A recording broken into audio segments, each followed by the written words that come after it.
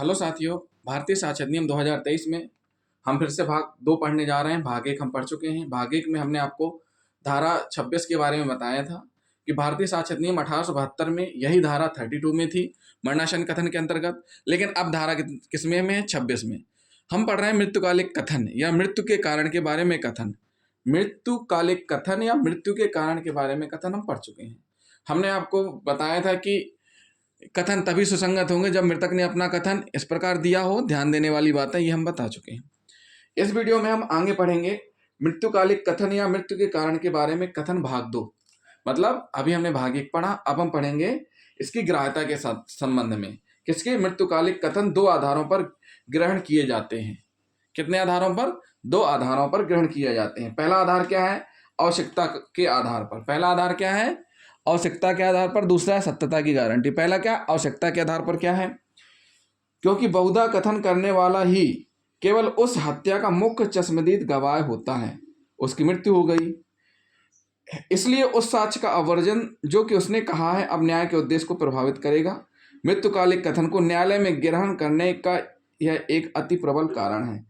आवश्यकता के आधार पर, यानी जिसके साथ घटना घटित हुई है वह एक अकेला चश्मदीद साक्षी था, गवाह था अपनी घटना का, और उसकी डेथ हो गई है। क्या हो गई है? डेथ हो गई है। तो ऐसी स्थिति में उसके बयानों का अपवर्जन नहीं किया जा सकता है। अगर ऐसा किया जाएगा तो न्याय का उद्देश्य प्रभावित होगा। मृत्युकालिक कथन को न्यायालय में ग्रहण करने का यह एक अति प्रबल कारण है। क्या कारण है? आवश्यकता के आधार पर। क्यों? क्योंकि मृतक स्वयं मुख्य चश्मदीद गवाह होता है अपनी घटना का। पॉइंट नंबर 2, यह अनुमान की मृत्यु के आसन्न होने के कारण, जब मृत्यु शैया पे होती है उस कथन की सत्यता की गारंटी मिल जाती है। आसन्न मृत्यु की चेतना सौगंध के समान सत्ता निर्मित करती है। यह आशा की जाती है कि जो व्यक्ति मृत्यु के किनारे खड़ा है वह सत्य बोलेगा। क्या आशा की जाती है? कि जो व्यक्ति मृत्यु के किनारे खड़ा है वह सत्य बोलेगा। यह अवधारणा कि कोई व्यक्ति अपनी मृत्यु शैया पर झूठ नहीं बोलेगा। न्यायाधीश लस ने कहा था कि कोई व्यक्ति जो कि तुरंत ही अपने निर्माता ईश्वर के समक्ष जा रहा हो अपनी जबान पर झूठ लेकर ना जाएगा। मृत्यु के आने की गंभीरता पक्षकार को सत्य बोलने को प्रेरित करती है और सौगंध की बाध्यता को पूरित करती है। यह आशा की जाती है कि वह व्यक्ति जो कि मरणासन है सत्य बोलेगा। मतलब सीधी सी बात है, जिसकी स्थिति इतनी खराब है कि जो मरने वाला है उस स्थिति में उसके द्वारा जो बयान दिए जाएंगे वह सत्य दिए जाएंगे। तो मृत्यु शैया पर जो व्यक्ति होता है वो उसके द्वारा जो कथन किए जाते हैं वो सत्य रहते हैं, और इस कारण इनको ग्राह्य किया जाता है। पहली कंडीशन क्या थी? आवश्यकता के आधार पर ग्राह्य किया जाता है। दूसरी कंडीशन क्या है? सत्यता के आधार पर। यानी मृत्युकालिक कथन जिस समय दिए जा रहे हैं और जिस व्यक्ति की मृत्यु बिल्कुल नजदीक है, मृत्यु शैया पर है, वह झूठ नहीं बोलेगा। क्या नहीं बोलेगा? झूठ नहीं बोलेगा। जो व्यक्ति मृत्यु के किनारे खड़ा है वह सत्य ही बोलेगा। तो साथियों, ये क्या कंडीशन हुई जिसमें ग्राह्यता के 2 आधार हमने आपको बताए। समानता, मृत्युकालीन घोषणा करने वाले को उसी कूंची से नहीं झाड़ा जा सकता जिससे कि संस्वीकृतिकर्ता एवं इकबाली साक्ष्य को किया जाता है। सीधी सी बात है, इस तरीके से नहीं माना जा सकता जिस प्रकार संस्वीकृतिकर्ता और इकबाली साक्षी, यानी इकबाली साक्षी किसको? सरकारी गवाह को किया जाता है कि वह उसकी खंडनीय होती है।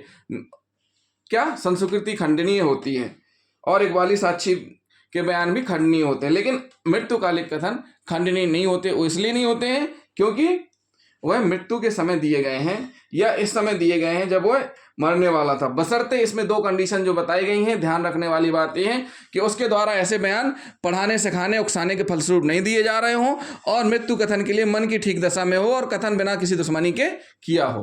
कैसा किया हो? कथन बिना किसी दुश्मनी के किया हो।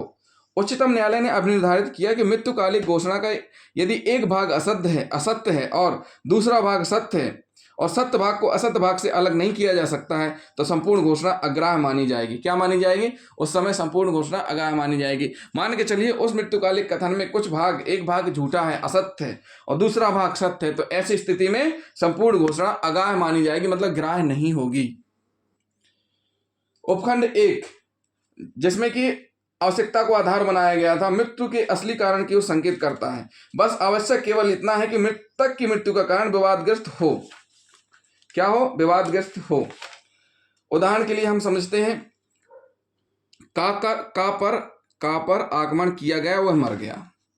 अपनी मृत्यु के पूर्व उसने कथन किया कि खा ने उसके ऊपर भाला से आक्रमण किया। का का यह कथन ग्राह्य है क्योंकि यह उसकी मृत्यु के कारण से संबंधित है। क्या है? उसकी मृत्यु के कारण से संबंधित है।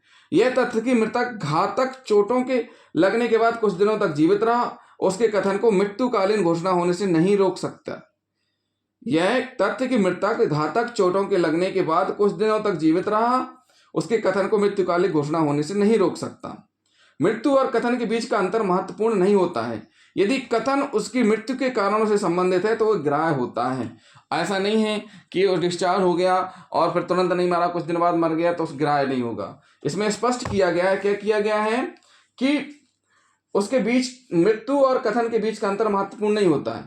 यदि कथन उसकी मृत्यु के कारण से संबंधित है तो वह ग्राह्य होगा, किंतु यदि यह दिखाने के लिए कोई चीज ना हो कि उसे चोट से ये दिखाने के लिए कोई चीज ना हो कि उसी चोट से मृतक मरा है जिसके बारे में उसने मरते समय कथन किया, तो ऐसा कथन मृत्युकालिक घोषणा के रूप में ग्राह्य नहीं होता है।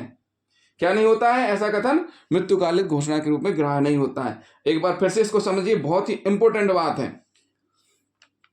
किंतु यदि यह दिखाने के लिए कोई चीज ना हो कि उसी चोट से मृतक मरा है जिसके बारे में उसने मरते समय कथन किया, तो ऐसा कथन मृत्युकालिक घोषणा के रूप में ग्राह्य नहीं होता है। जैसे मान के चलिए चाकू से चोट पहुंचाई गई उसको पेट में और पेट का घाव वो भर चुका है टोटली, फिर उसकी कुछ दिनों बाद डेथ होती है। अब जो घाव तो भर चुका है, घाव सही भी हो गया था, तो फिर यहाँ पर उसी चोट से नहीं मरना पाया जाएगा। पीएम रिपोर्ट होगी, उसमें डॉक्टर देखेगा, डॉक्टर के द्वारा जो रिपोर्ट दी जाएगी उसमें अगर डॉक्टर ने लिखा है कि जो घाव उसको पहले पहुंचाया गया था उस घाव से उसकी डेथ नहीं हुई है, इस स्थिति में वो घटना के समय में दिया गया मृत्युकालिक कथन ग्राह्य नहीं होगा।